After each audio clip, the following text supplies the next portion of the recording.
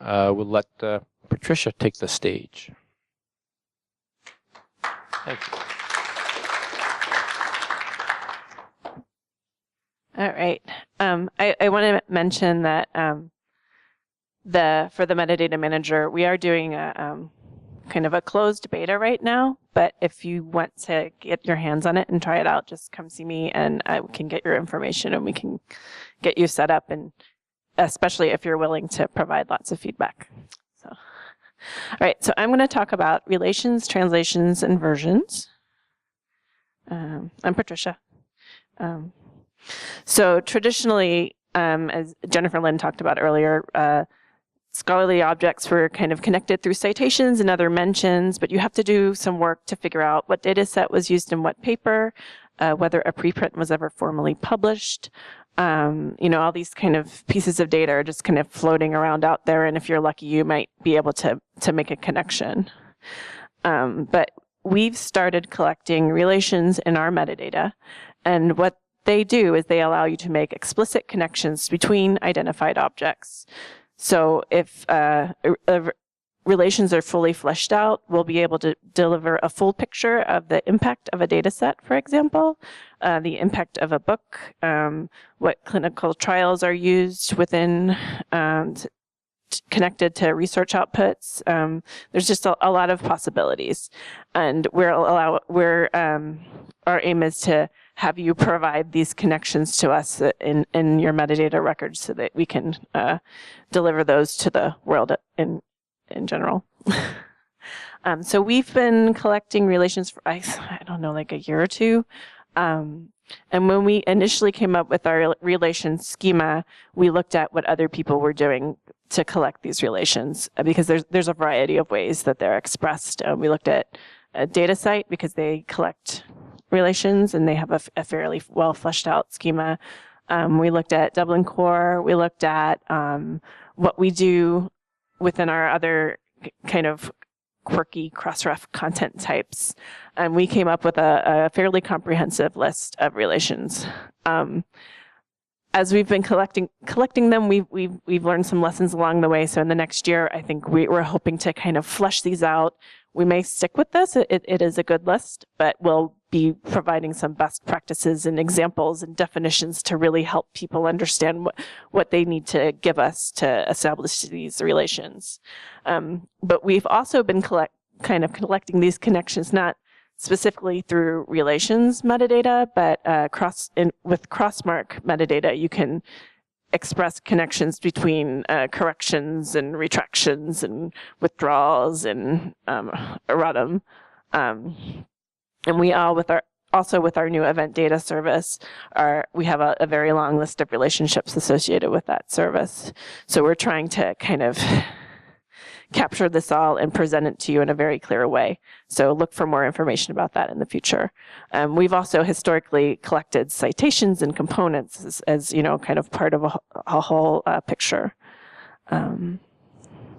So just some more details about relationships. When you supply relation metadata to us, you have to supply some kind of identifier.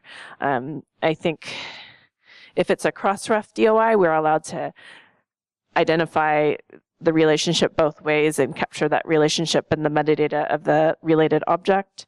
But we also allow you to supply us with other objects that are identified in a different way, like something that has just a URI, or even a Perl or an ARC, or we have an other option, which is one of the things we might be thinking about continuing. We'll see. We also make a distinction between intra and inter. Intra broadly means a connection within a work, like a translation or a version, whereas intra means connection made from outside, so connecting a data set to an article. So here are some examples of relationships between objects. These aren't made in our metadata currently, but we hope our membership will see the value and begin supplying more data to make these connections. You can connect an article to a protocol, articles to peer review, data sets to articles, articles to related videos and presentations. We're getting a lot of requests from people to provide metadata records for videos or a presentation associated with a conference paper, for example. So people are really wanting to provide that data to us and make connections between these different points of data. So we do require some relations be supplied to us. This is a kind of a new thing, it's for our newer content types. These content types really exist because of other content types. So the relation data is very important. They don't just, nothing exists in a vacuum, but I think a perfect example of this is a preprint. If we have members that are sending in records for preprints, and if we identify that that preprint article has been formally published, we send the preprint submitter an alert and we basically say, look, this article has been published. You need to provide this in our metadata and make this explicit so we can make this link, since we don't touch publisher metadata ourselves. We are also requiring some relations within peer review. Reviews may only be supplied with relationship metadata according to the article being reviewed.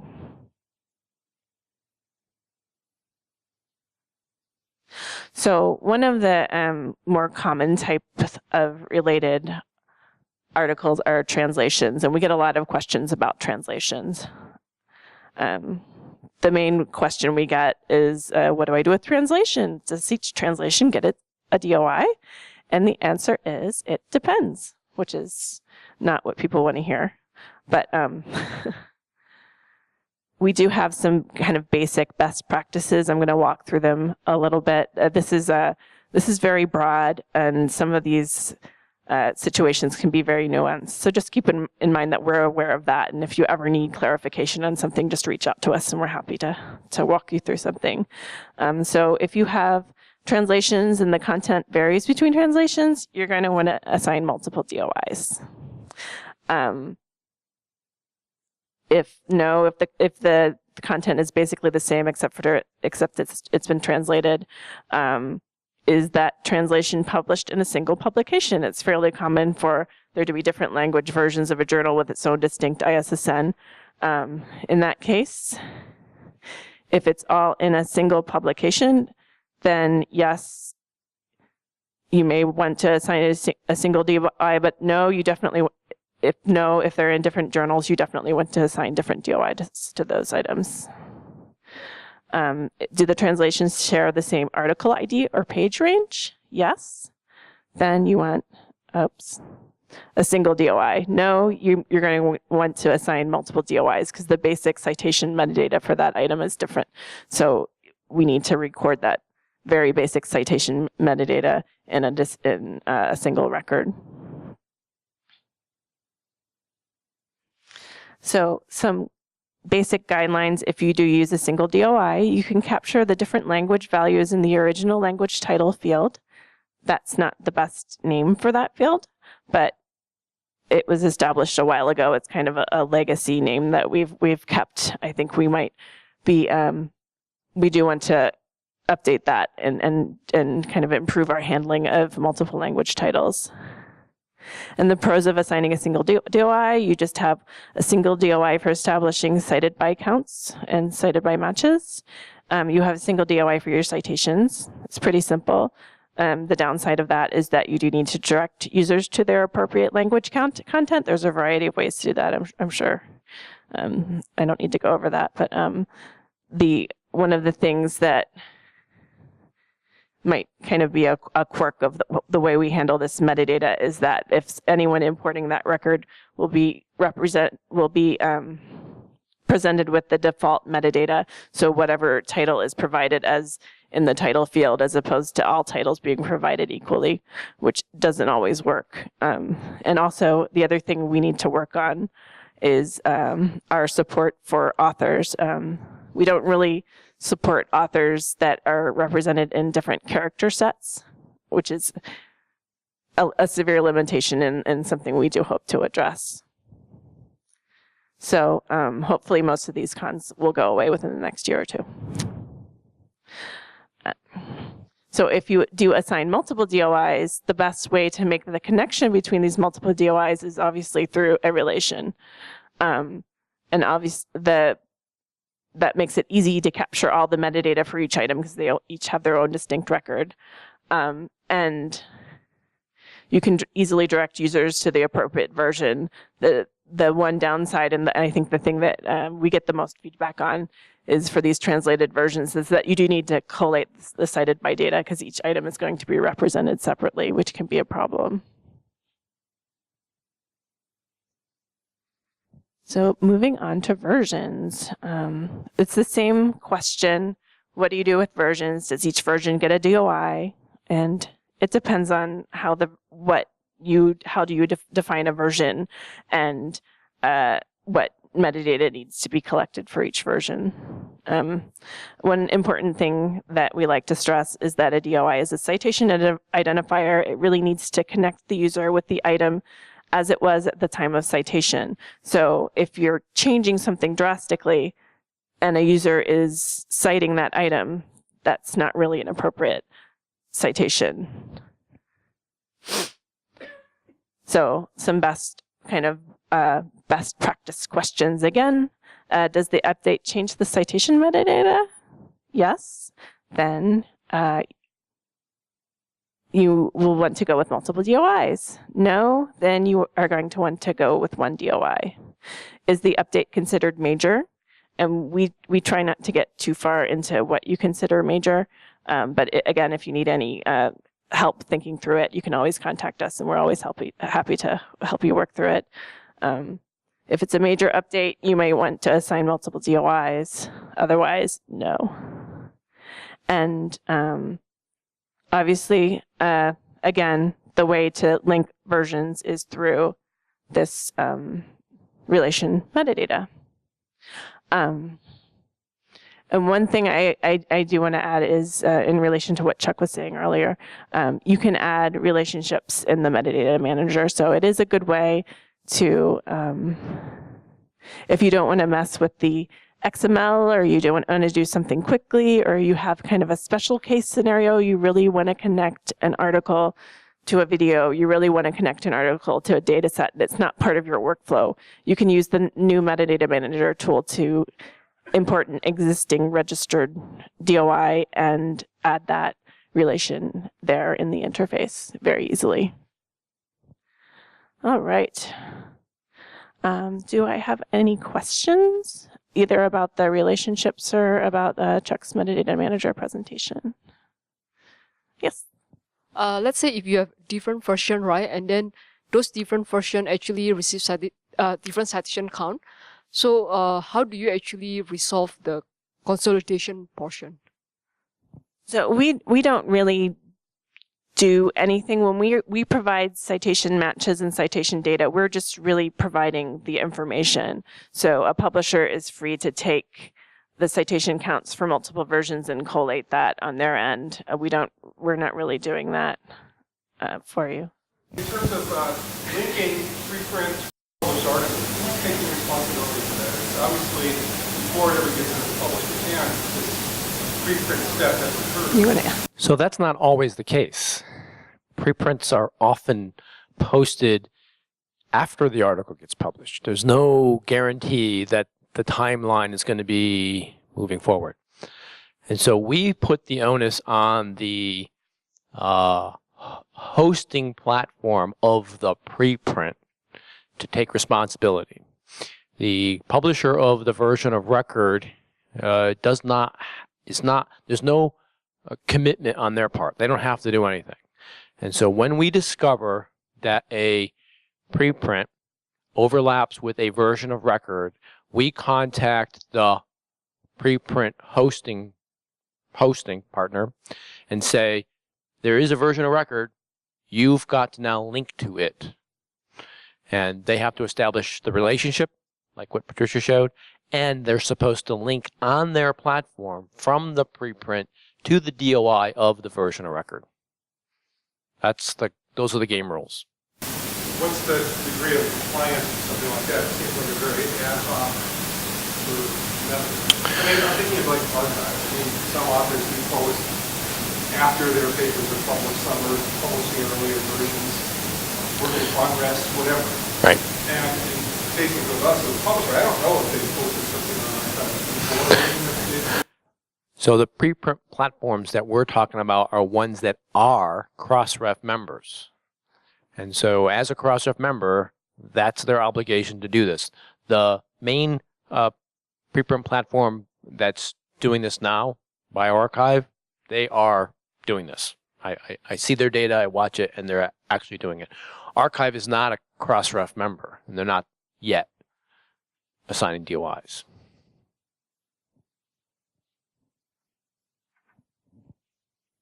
All right. Any other questions? We have a few minutes if you want to ask us anything at all. Yes. We've got a middleman to generate ROI numbers for us, and now that we are a member, can we pre-change details of the middleman in the past? You can always update your metadata.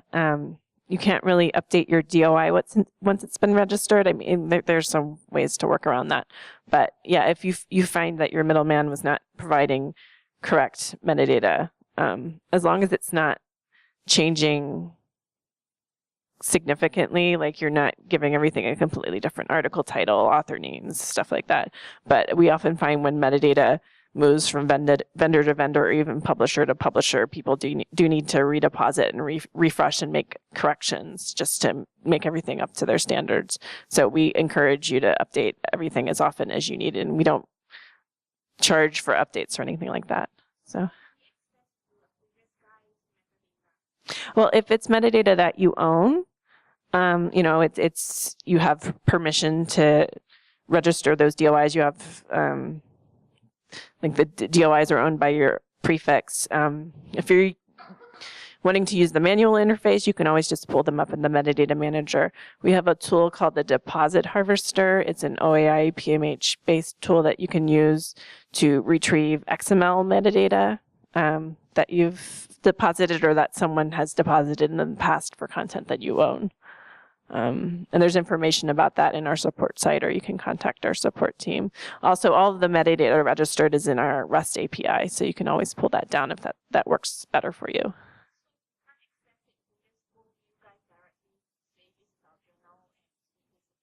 Yeah.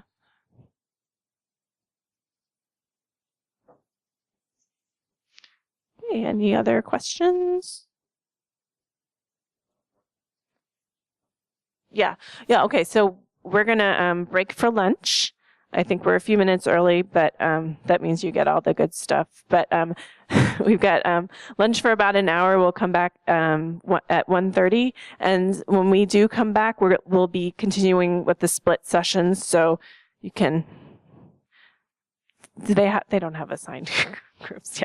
Yeah. So pick a side. If you want to leave your stuff here, you can come back to this side. I don't remember what's on. That side is Eventata. Nicholas Bailey. Okay. And this side is I4OC. I4OC. Okay.